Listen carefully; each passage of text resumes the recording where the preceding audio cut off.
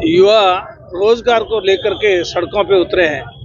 भाजपा ने जब 2014 में केंद्र में सत्ता संभाली थी, उससे पहले चुनाव के टाइम में वादा किया था कि हर वर्ष 2 करोड़ लोगों को रोजगार देंगे। वो दिया या नहीं दिया ये सबको पता है, आपको भी पता है, जनता को, पूरे देश की जनता को पता है।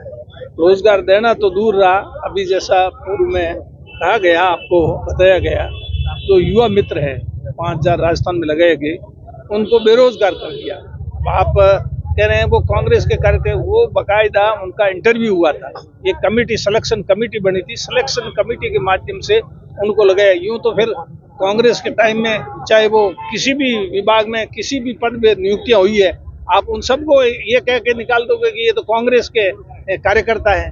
वो किसी के कार्यकर्ता नहीं है, वो तो रोजगार के हिसाब से उन्होंने अप्लाई किया था और बाकायदा उनका साक्षात्कार हुआ था, उसके हिसाब से उनको नियुक्ति दी गई थी। फिर इन्होंने, चूंकि कांग्रेस के समय की नियुक्ति, इसलिए इनको निकाल दो। इस तरह सरकार तो बदलती रहती है, लेकिन इस तरह से नियुक्त लोगों को बर्खास्त नहीं करना चाहिए। राजस्थान में बीजेपी की सरकार बन गई, बदला सीएम है, किस तरीके से देखते हैं सरकार की? अभी 1.5 महीने का कार्यकाल हो गया, कैसा देखते हैं आप? अभी तक तो ऐसा महसूस ही नहीं हो रहा है कि राजस्थान में कोई सरकार है या सरकार कोई काम कर रही है। ये पर्ची की सरकार है, पर्ची के माध्यम से सरकार, और छोटा मोटा भी कोई अगर निर्णय लेना है तो दिल्ली से पूछा जाता है कि क्या निर्णय लेना। इनके निर्णय लेने का अधिकार भी नहीं है, न इनकी क्षमता है। तो इसलिए राजस्थान की सरकार तो अपने स्तर से कुछ कर नहीं रही है, न कुछ करने की स्थिति में। केंद्र से जो भी इनको निर्देश मिलेगा उसके हिसाब से, ये जो युवा मित्र है जो इनको हटाया गया, मेरे ख्याल से इनको भी केंद्र से इनको निर्देश मिला होगा कि इनको आप हटाएं, तो उन्होंने हटा दिया।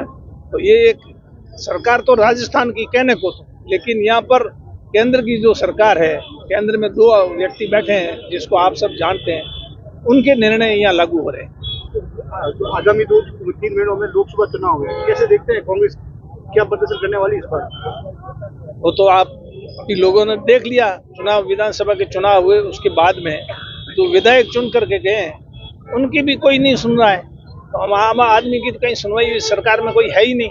विधायक भी ऐसे ही घूम रहे हैं, उनके कहने से भी कोई काम नहीं हो रहा है, क्योंकि ये सरकार है विधायकों की राय से नहीं बनी, ये पर्ची खोली गई, लॉटरी है। तो इस लॉटरी में तो जितने एमएलए थे उन सब में से किसकी लॉटरी निकल जाए, एक पर्ची निकली, आपने देखा होगा किस प्रकार से पर्ची खुली, किस प्रकार से पूर्व मुख्यमंत्री चौंक गई थी। तो इसलिए इसके बारे में हमें ज्यादा कहने की जरूरत नहीं है।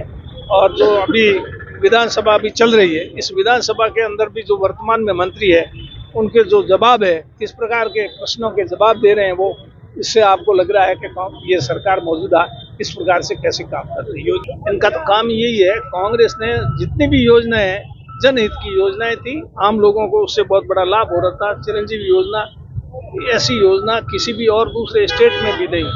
आज गरीब आदमी अगर बीमार हो जाए, उसके पास पैसा नहीं है, तो वो इलाज कहाँ से करवाएगा। तो राजस्थान सरकार ने जिम्मा लिया था कि उसको 25 लाख तक अगर खर्चा आएगा तो उसके ऊपर, तो भी उसका सरकार वहन करेगी।